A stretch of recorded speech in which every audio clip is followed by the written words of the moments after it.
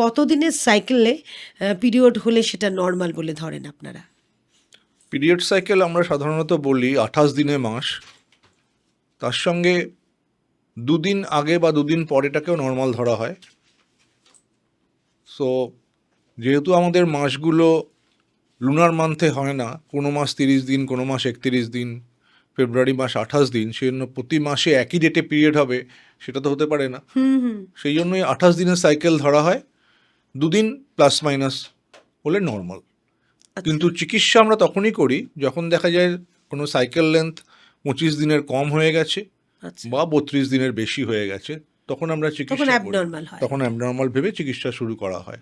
আচ্ছা, এই পিরিয়ডের সময় অনেকের যে ব্যথা হচ্ছে সেটা কি সমস্যা নাকি স্বাভাবিক? পিরিয়ডের সময় একটা শরীরের মধ্যে ভারী ভাব, একটু কোমর ধরে থাকা, তলপেটটা একটু ভারী লাগা, সেটা ওয়াটার রিটেনশনের জন্য একটু হওয়া স্বাভাবিক, কারণ সে সময় পেলভিক কনজেশন হয়। কিন্তু যদি ব্যথা হয়, সত্যিকারের কষ্ট পায় কেউ, তবে সেটা অবশ্যই ইনভেস্টিগেট করে দেখা উচিত। কেন কষ্ট পাচ্ছে, পিরিয়ড হলে যে কষ্ট পাবে সেরকম নয়, একটা অস্বস্তি বা একটা শরীরের মধ্যে একটা ভারী হয়ে যাওয়া, একটা এরকম কিছু হতে পারে। ব্যথাতে কষ্ট পাওয়াটা উচিত নয়। আচ্ছা, ইরেগুলার বলতে আপনি ওই 25 দিনের আগে কিংবা 32 দিন পরে হলে সেটা কি ইরেগুলার পিরিয়ডটাকে এখন আমরা বলি অ্যাবনর্মাল ইউটেরাইন ব্লিডিং। বিভিন্নভাবে এটাকে ক্লাসিফাই করা হয়। যেমন দেরি করে পিরিয়ড হওয়া, যদি কারো 32 দিনের পরে পিরিয়ড হয়, যদি কারো 24 দিনের আগে পিরিয়ড হয়ে যায়, যদি কারো পিরিয়ডের মাঝখানে স্পটিং হয়, এই ধরনের যে কোনো পিরিয়ড যেটা 28 দিন থেকে, মানে 28 দিন প্লাস মাইনাস 2 দিনের থেকে একটু অ্যাবনর্মাল, যার কোনো সাইক্লিক কোনো রিদম নেই, সেগুলোকে আমরা সাধারণত অ্যাবনর্মাল ব্লিডিং বলে বা পিরিয়ডের ইরেগুলারিটি বলে মানে বলা হয়। তখনই যদি কারুর হয় কোনো মহিলার, তাহলে তখনই তাদের ডাক্তারের পরামর্শ নেওয়া উচিত বলে আপনি মনে করছেন? যখন এটাকে বয়স অনুযায়ী ভাবা উচিত। যাদের সবে মেনার্কি হলো, পিউবার্টি হলো, পিরিয়ড যাদের সবে শুরু হলো, তাদের কিন্তু একদম রেগুলার পিরিয়ড হওয়াটা এক্সপেক্ট করা যায় না। কারণ তাদের পিরিয়ড হতে গেলে যে একটা পিটুইটারি গ্ল্যান্ড থেকে ওভারি, তার মধ্যে যে একটা হরমোনাল কাসকেড, তার যে সমন্বয়, সিঙ্ক্রোনাইজেশন, সেটা এত কম বয়সে ডেভেলপ করে না। আচ্ছা। তো তাদের রেগুলার পিরিয়ড হওয়াটা খুব আনলাইকলি। তাদের ইউজুয়ালি ডিলেড পিরিয়ড হয়, অনেক সময় যখন ডিলেড হয় তখন বেশি হয়।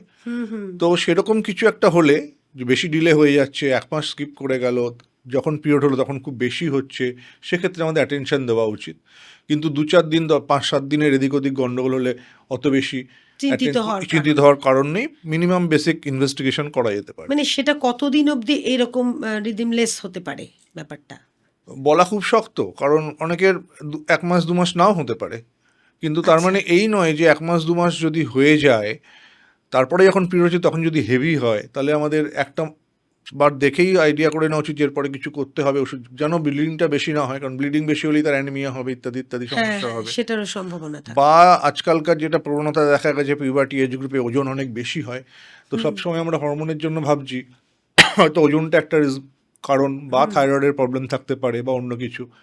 তো ইনভেস্টিগেট করা উচিত, একটা দুটো সাইকেল দেখে ইনভেস্টিগেট করা উচিত, কিন্তু এটা কমন পিউবার্টি এজ গ্রুপে ডিলে পিরিয়ড হবে। আচ্ছা।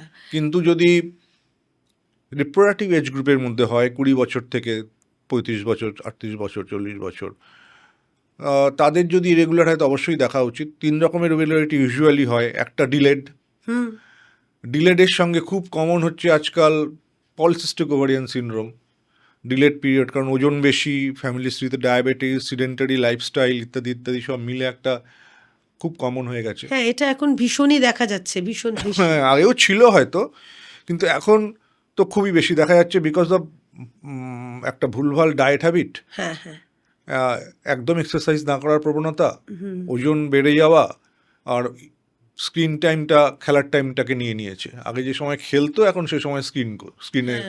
এটা ভীষণ মারাত্মক। সেই ক্ষেত্রে এই ক্ষেত্রে ডিলেড পিরিয়ড হলে আমরা এইভাবে ভাবতে পারি। আর যদি যখন তখন bleeding, spotting, mid cycle spotting, একদম সাইক্লিক্যাল মিড সাইকেল স্পটিং অনেক সময় হতে পারে ওভুলেশনের জন্য, কিন্তু যখন তখন স্পটিং ইত্যাদি ইত্যাদি হলে কোনো প্যাথোলজি আছে কিনা দেখা উচিত। সার্ভাইকাল পলিপ বা অন্য কিছু থাকলে এরকম হতে পারে। তো মানে এটা যে আফটার 20 ইয়ার্স এটা বলুন। রিপ্রোডাক্টিভ এজ গ্রুপ 20 ইয়ার্স থেকে 35 or 40 অবশ্যই। হুম হুম হুম। আর 40-র ওপরে গিয়ে যদি পিরিয়ড গন্ডগোল হয়, that is again common.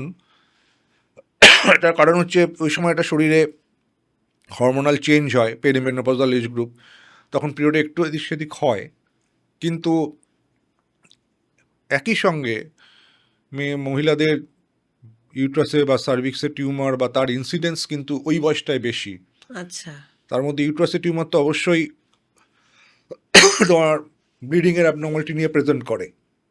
So শুধু ভেবে বসলে হবে না যে পেরিমেনোপজাল এজ গ্রুপ বলে উল্টোপাল্টা হচ্ছে। ম্যাক্সিমাম 2 মাস অবধি বা 3 মাস অবধি দেখা যেতে পারে। তারপরে কিন্তু ইনভেস্টিগেট করে দেখা উচিত যে অন্য কিছু প্যাথোলজি আমরা মিস করে যাচ্ছি কিনা।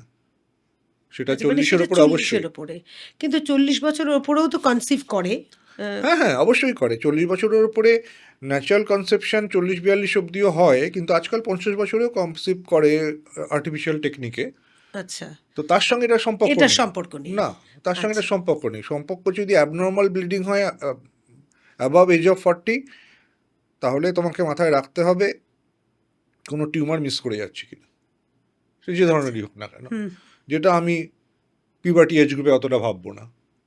হুম। তো এক একটা এজ গ্রুপে এক একটা জিনিসের উপর ইম্পর্টেন্স বেশি দিতে হয়।